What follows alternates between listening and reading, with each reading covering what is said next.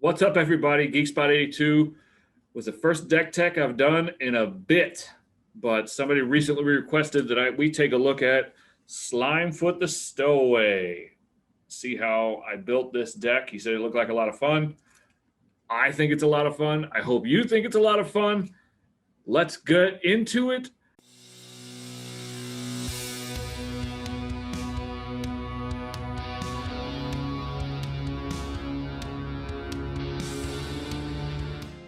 I apologize, this is a new format. I'm going to try something new, see if it works better for me. I hope you enjoy it. Leave me a comment below. Let me know what you think. Let me know what you think I can do to improve my deck or which deck you want to see me do next.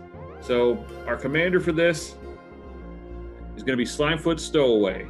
I will make sure I post this awesome art. Thank you to IzzetStar once again for this awesome Swamp Thing altered variant. Just so I know what my commander does, I also have it on the back of the card here. So the whole reason for the season, the whole reason I built this deck with Slimefoot Stowaway is a 3 CMC cost, 1 black-green or 1 in Galgori, legendary creature Fungus that says whenever a Sapling you control dies, Slimefoot the Stowaway deals 1 damage to each opponent and you gain 1 life. You can pay 4, create a 1/1 green Sacraling creature token. He himself is a 2/3 creature.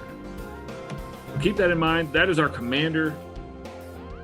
I built the deck to work around him in its entirety. So hopefully I have some good synergies here. Let me know what you think. So to break it down real quick, commander deck, you're allowed to have 100 cards, 1 of any card other than basic lands, unless otherwise stated on the card. Remember, my friends, reading the card explains the card. But in this deck, I've got 29 basic land cards, 8 ramp cards, 8 card draw cards, 11 removal cards, 0 board wipes. But I'm going to explain why I have 0 board wipes as we get into this.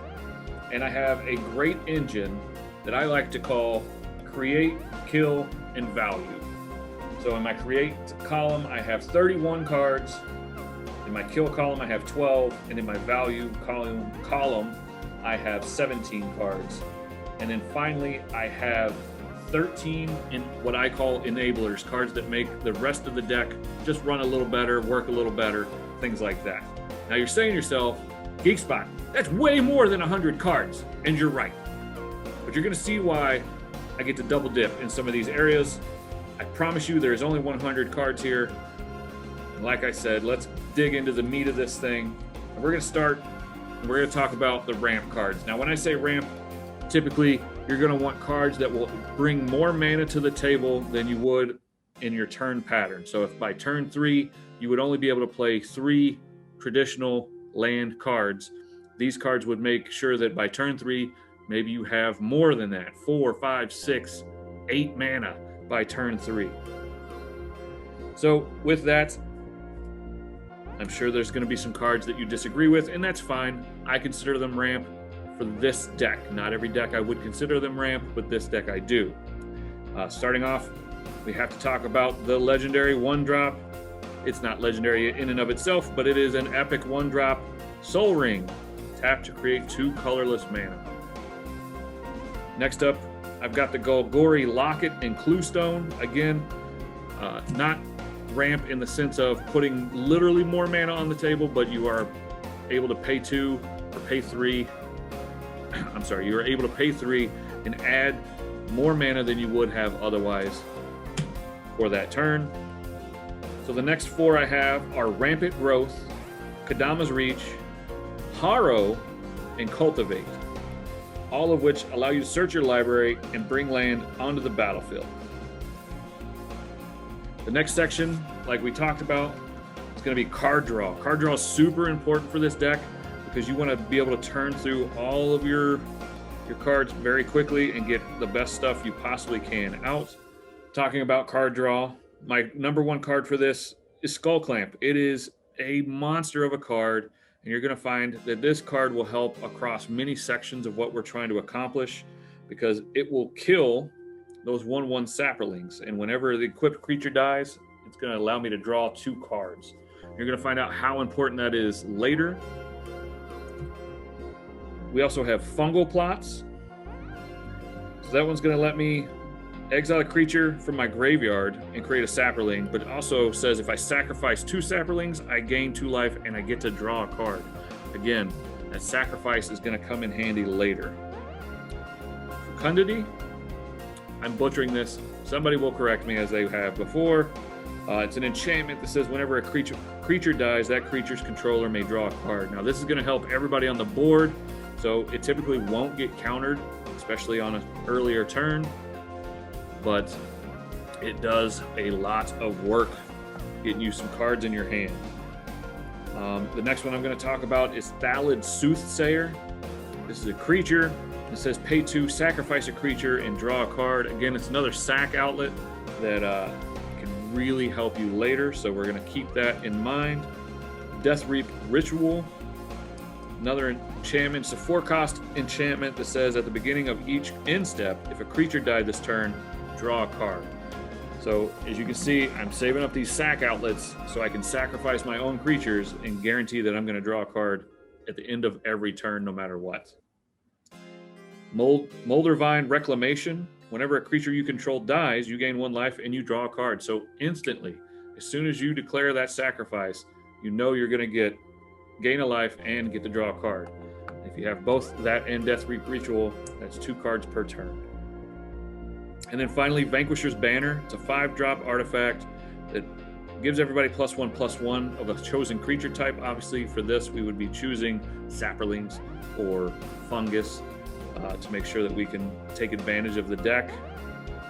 And whenever you cast a creature spell of the chosen type, draw a card. So again, I said Saplings, you would definitely want to choose Fungus for this to make sure you maximize its potential.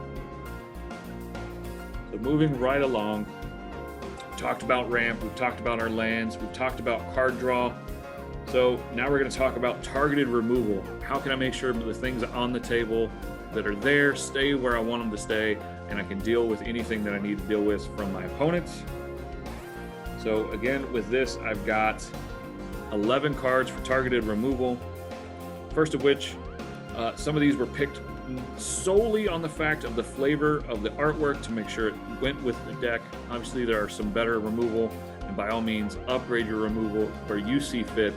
These I just thought fit better for what I was trying to accomplish with my deck. So I'm going to use Return to Nature, Fungal Infection, Death Mutation, Death Sprout, the Golgari Charm, Undercity Uprising, Status and Statue, Putrefy, Strangling Spores, and Casualties of War. As you can see, all of these give me many options to either destroy a target creature, target artifact, target enchantment. Some even give me the option to target a planeswalker or a land. Others give me -1/1 counters or give me negative, reductions in life and power, so I can deal with some of those invincible creatures, indestructible creatures. So all of those are going to be very helpful in this deck. And then now we're getting into the engine of the deck. And again, this is going to help you see why I'm not worried about board wipes. And while targeted removal is going to be needed, ultimately it's not going to matter. But first we have to create saplings. That is the name of the game. That's what Slimefoot wants us to do. So we're going to use 31 different cards. 31 different cards, a mixture of creatures and spells alike, to make sure we can accomplish this. I'm going to list them all here, starting with Utopia Mycon. And this one's great because, again, it lets me double dip. So not only am I creating a sapling, but now I can sacrifice a sapling and add mana to my mana pool, so that's where my ramp number gets to increase, as well as my sack outlets. Deathspore Thaliad, again, lets me remove counters from it to create a sapling. I can sacrifice a sapling and give another creature -1/-1. So again, we're getting a sack outlet, we're getting usage. We're using Spore Flower. So every turn, at the beginning of my upkeep, I'm adding a spore counter to it. I'm going to remove those spore counters 3 at a time to put a green sapling token into play. I can sacrifice a sapling, and target creature gains haste until the end of turn. So that's more of an enabler, but again, it's a sack outlet all the same. So then we also have Thalia Germinator. Again, we're adding the spore counter at the beginning of my upkeep. And again, I can remove 3 of those counters to create a sapling, and then I can also sacrifice a sapling to target creature gets +1/+1 until the end of turn. So while that's not a counter, it does make something bigger for the turn. I have a copy of Elvish Farmer. So again, during my upkeep, put a spore counter on Elvish Farmer. I can remove 3 spore counters, create that 1/1 green creature token. That has now been retconned to say sapling as well. And I can pay 0, sacrifice a sapling, and gain 2 life. So another sack outlet, another enabler, helping me stay in the game. Thalia Devourer. Again, we're going to add the counters during our upkeep. We can spend those counters to create the saplings. We can sacrifice a sapling to give Thalia Devourer +1/+2 until the end of turn. Another sack outlet. You guys see where I'm heading with this. Psychotrope Thalia. At the beginning of upkeep, you're adding your counters. Move 3 counters, create that sapling token, or you can pay 1, sacrifice a sapling, and draw a card. So that's where we get some more card draw and a sack outlet. Savage Thalia. Again, we're adding our spore counters. We're spending 3 to gain a sapling token, and then we can sacrifice a sapling token and regenerate a target fungus. All right, so the rest of the deck here,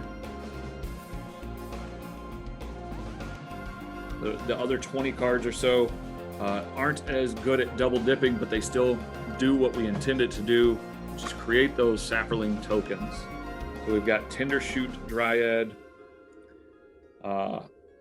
At the beginning of each upkeep, we're creating that sapling token. That's really going to help us out. And saplings you control get +2/+2 as long as you have the City's Blessing. Again, to get that, you have to be ascended, which means you have 10 or more permanents on the table. We're also going to use Night Foil. We're also going to use Night Soil, which is an enchantment, but it says remove 2 creatures in any graveyard from the game and create a sapling token. So that's going to help us keep our opponent's graveyards nice and clear so they can't come back and use stuff against us. Verdant Force is going to allow us, again, at the beginning of each upkeep to create those sapling tokens. Sporoloth Ancient. At the beginning of your upkeep, put a counter on him. Creatures you control have removed 2 spore counters and put a 1/1 green sapling token in place. So that's going to make all of those super value cards even cheaper to use and really generate all the value we possibly can from them. We're also going to have Spore Mound in the mix. So whenever a land enters the battlefield, we're creating a sapling token. Jade Mage. This probably isn't the best card for this deck, but it still let me create those sapling tokens using my mana, so I'm not just sitting on a ton of mana every turn. I have an outlet for it to make sure I can do something. Galgori Germination, another enchantment, but whenever a non-token creature enters the graveyard from play, I'm creating a sapling. So as they cut down my fungus, I can create that sapling. I can sacrifice a sapling and hopefully bring them back with some of my regenerate abilities. Spore Swarm, nice little instant, just going to let us go ahead and create 3 saplings right off the jump. It's a nice little jump start to having an engine, so I thought that was an easy add. Thelonite Hermit, all saplings get +1/+1. So this one's dangerous because it can offset our Skull Clamp, but nonetheless, if you don't have Skull Clamp on the board, it really helps build that army up and make them stronger. And He is a morph. I don't use him for his morph ability. It is only for the Lord ability of the Saplings. And of course, we have to have Mycloth in there with Devour 2. So as he enters the battlefield, you may sacrifice any number of creatures. This creature enters the battlefield with twice that many 1/1 counters on him. And at the beginning of my upkeep, I can create a 1/1 green sapling creature token for each 1/1 counter on Mycloth. So just a super powerful way to jumpstart and really drive home that game. So early game, it helps you get going. Late game, it really helps you just kick it into overdrive and overwhelm your opponents. Spore Swallower Thaliad. Beginning of upkeep, you're adding the fungus counter. And again, removing it to create a sapling creature token. Fungal Sprouting allows you to play X green sapling tokens into the battlefield, where X is the greatest power among creatures you control. So if you time it right and you use your Mycloth and then immediately run into Fungal Sprouting, you're going to flood the board with fungus. Or not fungus, you're going to flood the board with saplings. You have Mayan Shepherd. Again, enters the battlefield unless you create a sapling creature token. He's not the strongest, but again, we're creating saplings. That's what the name of the game is. Fungal Rebirth is going to allow us to return a permanent from our graveyard to our hand. But if a creature died this turn, you also get to create a 1/1 green sapling, 2 1/1 green sapling creature tokens. Tukatung Thaliad. So whenever it dies, you get to create a 1/1 green sapling creature token. Again, not very strong, but the name of the game is creating those tokens. Thaliad Shell Dweller. It's a defender, and at the beginning of upkeep, you get to add that spore counter. And again, you can remove counters from it to create that sapling creature token, but it's a nice little wall to make sure you have some early blocking if you need it. Thallid. Again, we're adding that spore counter. We're removing them to create creature tokens. Sacraling Migration. This one's great. It's a sorcery with a kicker, so you can either early game create 2 green 1/1 sapling tokens, or if you kick it, you get to create 4. So you get 2 for 2, or if you can kick it, you get 4 for 6. Dreampod Druid. Let's, at the beginning of my upkeep, if he's enchanted, create a 1/1 green sapling creature token. And then finally, Deathbloom Thaliad. When it dies, create a 1/1 green sapling creature token. All of these are going to allow me to create those creature tokens, which I will then use my kill engine. So we had all of those previous cards we talked about that let me sacrifice the saplings to enhance my game or enhance the things I'm trying to accomplish. But I also have Thaliad Omnivore to add to that mix, which lets me sacrifice another creature, and he gets +2/+2 until the end of turn. If a sapling was sacrificed this way, you gain 2 life. So there's your life gain. Eldrazi Monument is going to pump all of my creatures by 1, give them flying, and make them indestructible. At the beginning of my upkeep, I have to sacrifice a creature, and if I can't, then I would have to sacrifice the monument. Ashnod's Altar, just a great mana ramp. Again, we're sacrificing creatures. We're getting the value from doing so. This time we get to add 2 colorless mana to our mana pool. And then Altar of Dementia, which would allow us to sacrifice a creature. Target player puts number of cards equal to the sacrificed creature's power on the top of their library into the graveyard. So just a way to make sure your opponents aren't getting the pools they want, and you're dictating the game that much more. So you're saying, Geek Spot, we've created all these saplings. You're killing them left and right. We're doing a lot of stuff, but why? Why are we going to sacrifice our board?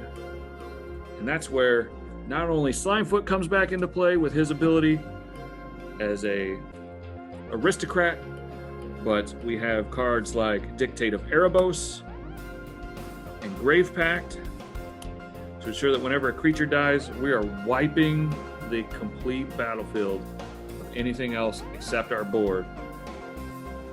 And then we add in cards like Rot Shambler to make sure we have just a big stompy creature to swing in with. And I have Zulu Port Cutthroat and Poison Tip Archer to make sure we're hitting them for a little bit of life every time we can. So every creature we sacrifice hopefully they're not only losing a creature, but they're losing 3 life and we're gaining 3 life. Best case scenario. I guess best case they'd be losing 2 creatures and 3 life, and I'd be gaining 3 life. How fantastic would that be? And then finally, we have our enablers, and these are cards that I've included just to make sure I have answers for some things here or there. If I need more counters, things like that. So we've got the Spore Crown Thaliad. Again, each other creature you control that's a fungus or a sapling gets +1/+1, so it's just making them all that much bigger. Evolution Sage to make sure I'm able to proliferate and get my counters up when I need them to. So whenever a land enters the battlefield, I'm able to do that. Rhizome Lurcher with Undergrowth enters the battlefield with a number of 1/1 counters equal to the number of creature cards in your graveyard. Again, just on the off chance I need a big creature, it's a good late game card. Bloom Hulk, whenever he enters the battlefield, proliferate. So this is a card I want to die and be able to resurrect. That's why I have some of those resurrect spells in there. Corpsejack Menace, if 1 or more 1/1 counters would be placed on a creature, twice that many would be placed instead. So that's great, especially if we're going to play our Mycloth or our Rhizome Lurcher to make sure they are really big, really fast. Molder Hulk, again, you get to return a land from your graveyard to the battlefield, which isn't all that great, but the spell costs 1 less each creature in your graveyard, so it's a cheap way to get a land back out, especially if you have a legendary land like Shrine of Nykthos or Phyrexian Tower, something that would be targeted and destroyed fairly quickly. It's a way to get that back out there. Again, I'm not playing those in this, but I like Molder Hulk because it's a 6/6. It's a big body, and if nothing else, I have something I can use to take down those opponents' life very quickly. Finally, we've got Spore Flower. Allows us to, it's one of those cards that, again, is getting that fungus or spore counter every turn, but then when we remove them, it's a fog effect. So if we don't want to take any damage this turn, we can use some of those up and make sure that we're not taking any damage where we don't need to. And then lastly, the last card I have to speak about, Thalion of the Havenwood. Each fungus creature gets +1/+1 for each spore counter on it. So not only do you have spore counters, now you've got big bodies, and it also gives you the ability to remove fungus card from graveyard and from the game and put a spore counter on each fungus in play. So you're just making them that much bigger again. So that is the fungus deck, or the fun guy deck, with the awesome art by IzzetStar. Check her out on Instagram. She's got an awesome YouTube channel. She does tons of giveaways. Her custom work is phenomenal. I highly recommend her. You won't be disappointed, I promise. Let me know what you thought. Let me know if you think I need to add anything. Let me know. Just let me know. Tell me something. Tell me something. Come on, people. But I hope everybody's doing well. And see you next time. GeekSpot out.